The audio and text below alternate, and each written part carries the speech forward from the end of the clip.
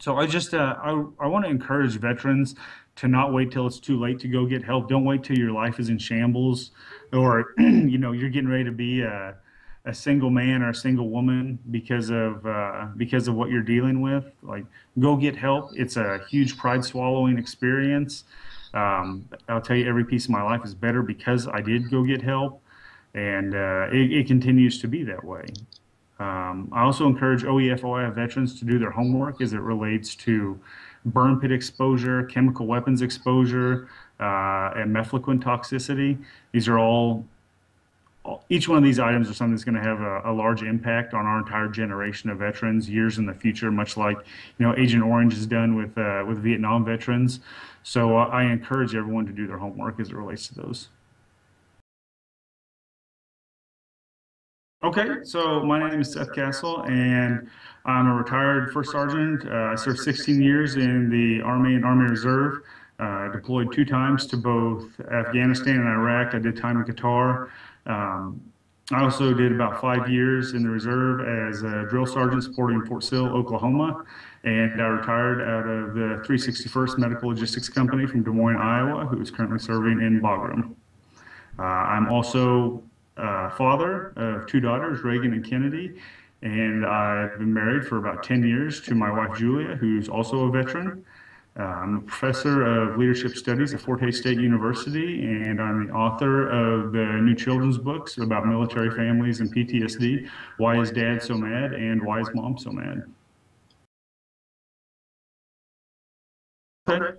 So I started to write these books. If I look at my journey with PTSD, it's been something that's always been there. And for me, it's something that my wife and I, we dealt with when we were early in our marriage. But when you have kids, it kind of changes everything. And when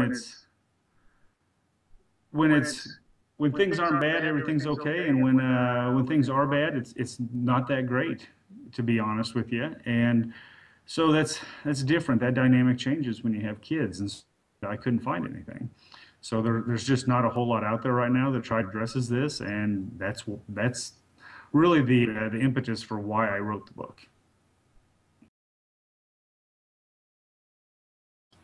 I've really got almost nothing but positive feedback on the book, which has been awesome. Like, if you go onto Amazon right now, I think there's 166 different reviews, and it's not just like, hey, this book is great, but it's people telling their stories and how this book has impacted their family, which has been really awesome. Um, this book has reached. I've got emails from British soldiers, soldiers in Israel that have read this book to their family. Um, I remember one guy said in his email, he's like, that look your child gets the first time that they understand something. He's like, my kid got that look last night when I read him this book. And so I don't know, that's pretty awesome to understand that I'm impacting, literally thousands of military families, which, if I could pick any population that I was gonna that I was gonna help, that would probably be it. So for me, anger is definitely the biggest issue that I face as it relates to PTSD, and this is a I don't know, this is different for everybody. So this is, the whole book, the whole story of all this is just my story. It's something that's different for all of us. But for me, it's anger is probably the biggest thing that I struggle with. Um, I don't know, for me, it's just life. Life is hard for everyone, and parenting is hard even if you don't have struggles, and everything that comes along with pretty much just being a grown up, finances and jobs and balancing life and work and everything. And when life gets to be more stressful, that seems to be what really triggers things for me. It's you know for me, my PTSD kind of ebbs and flows along with life. And I don't know, I've talked to several other people, and that seems to be, something that they experience as well. Um, and while I have learned to identify that, and like, I know when things aren't going well, I can see when it's starting to go down a road I haven't quite figured out how to completely control everything, and detach myself from the situation so things don't go south. That's still something that I'm working on, to be honest with you. When I look back at things that have really through the process of all this, probably just talking, really helping to people. When I first started, when I first realized I needed help, I went to the VA. I was in a large metropolitan area, so I had all the VA resources that the VA has pretty much at my disposal. Because of my work schedule, the only time I could ever go to any type of counseling, it was a group therapy. And it was men that were at a different point in life than what I was at, and that really didn't work for me. I mean, to be honest, I really got nothing out of it. Every once in a while, an OEFOI veteran was there, and that was pretty helpful. Yeah, so it was the group I was at. It was the groups that I were going to was all Vietnam vets, and it was men that were in a different point in their life than what I was at. And every once in a while, an OEFOI veteran would be there, and that seemed to be very helpful for me. That I could talk to someone that was at the same point in life, dealing with the same things I was dealing with. Um, but nonetheless, the group therapy with a different generation of veterans, for me wasn't that beneficial. Like I said, I was in a large metropolitan area, so they had what were called vet centers, which are places that veterans can go through the VA and then go for free and receive one-on-one counseling. And so I went there, and that really, really, I look at that as kind of a turning point where I started to understand everything a little bit more. That helped me a lot.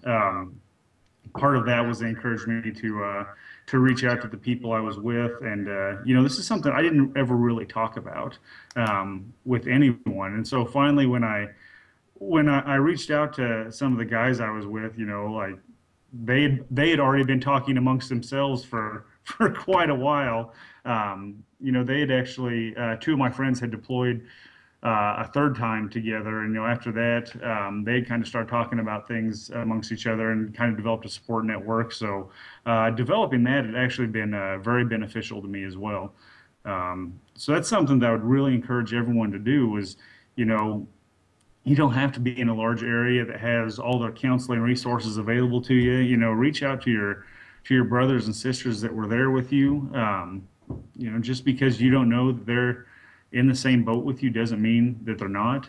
Um, that's probably in all of this has been the piece that's been the most beneficial to me is just talking about just talking about your days and what happened and um, I don't know, just to know that someone's there and understands is has been something's been pretty beneficial to me.